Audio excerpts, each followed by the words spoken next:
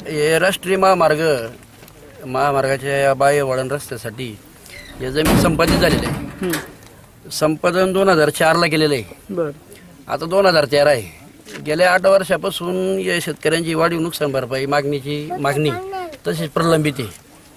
जो आज करू 2 वर्ष झाले, 3 वर्ष झाले आणि लवाद नेमूनही 2 वर्ष होत आलेले, त्याची कोणत्याही प्रकारची कार्यवाही होत आलेली नाही आणि रस्त्याचं काम तर 95% पूर्ण झालेलं आहे. शासकीय पातळीवर नुसत्या घोषणा झाल्या का मार्चमध्ये आम्हाला रस्ता ताब्यात द्यायचा वाहतुकीला, परंतु शेतकऱ्यांचं काय? संगमनेर बाह्य वळणाचे काम अंतिम टप्प्यावर आले. येत्या काही महिन्यात हा महामार्ग खुला होणार असला तरी बाह्य वळणात शेतकऱ्यांच्या जमिनी मोठ्या प्रमाणावर हस्तांतरित केल्या असल्या तरी त्यांना बाजारभावाप्रमाणे जमिनीची रक्कम अद्यापही मिळाली नाही. बायपासचे काम गुंजावाडी राजापूर येथील शेतकऱ्यांनी रविवारी बंद पाडले. यावेळी शेतकरी सुखदेव गुंजाळ यांनी आपली नाराजी व्यक्त केली. 9 किलोमीटर लांबीच्या या बाह्य वळणासाठी 47 हेक्टर जमीन हस्तांतरित केली असून जवळजवळ 240 शेतकऱ्यांना अल्पभावाने जमिनीची रक्कम दिली गेली आहे, तर उर्वरित राहिलेली रक्कम मिळावी अशी मागणी यावेळी शेतकऱ्यांनी केली. सर्वसाधारण 90 गुंठे जमीन बायपासमध्ये केलेली माझी सर्वे नंबर 21 मध्ये 22 मध्ये, आणि मला फक्त आता सध्या राहायला पुरती 25 गुंठे जमीन बाकी आहे. पूर्ण जमीन माझी पूर्ण माझं कुटुंब 25 माणसाचं कुटुंब आहे आणि मला अल्पशा दरामध्ये म्हणजे 5,000 रुपये प्रति गुंठ्यानं पैसे शासनाने दिले. नदीच्या कडेला आहे मी,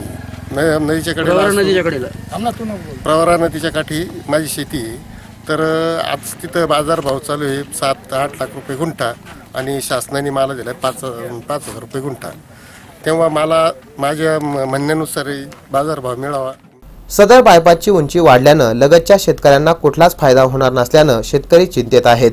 या बाह्यवळण रस्त्यालगतच संगमनेर कॉलेज येथील पाईपलाईन असून तिच्या दुरुस्तीसाठी शासनाने वेळोवेळी पाठपुरावा केला तरी देखील योग्य न्याय मिळत नसल्यानं या पाणीपुरवठा योजनेचे चेअरमन नामदेव गुंजाळ यांनी खंत व्यक्त केली. या पाईपलाईनमध्ये 200 एकर क्षेत्र आहे आणि 135 लोक सभासद आहे.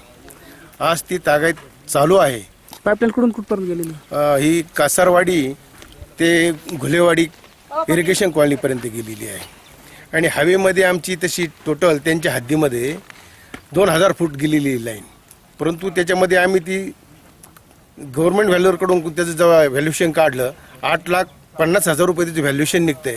आम्हाला नॅशनल हायवेवाल्यांनी जी दिलेली आहे फक्त 40,000 रुपये त्यांनी सँक्शन केलेली आहे आणि आज हवेमधून आमची पाईपलाईन बस्ट झाल्यामुळं आम्ही एक पर्याय बायपास टाकून ठेवलेला आहे आणि तो बायपास टाकला त्यांच्या संमतीनेच टाकलेला आहे. एक 10 फुटाचा त्यांचं जास्त उंच गेल्यामुळे भराव्याखाली आमचं पाईपलाईन अडलेलं आहे आणि ते 10 फूट सुद्धा आम्हाला उकरू देत नाही आणि ते बंद झाल्यामुळं आज आमचं 200 एकर क्षेत्र वंचित होण्याची शक्यता आहे. उभं पीक आहे, करोडो रुपयाची आमची ती आज पीक आहे. वाहतुकीच्या कोंडीवर मात करण्यासाठी संगमनेर बायपासची निर्मिती झाली असली तरी शेतकऱ्यांना नुकसान भरपाई न मिळाल्यानं शेतकरी अधिकच चिंतेत आहे. सी मूव्हीज न्यूजसाठी प्रतिनिधी संदीप चव्हाण, संगमनेर.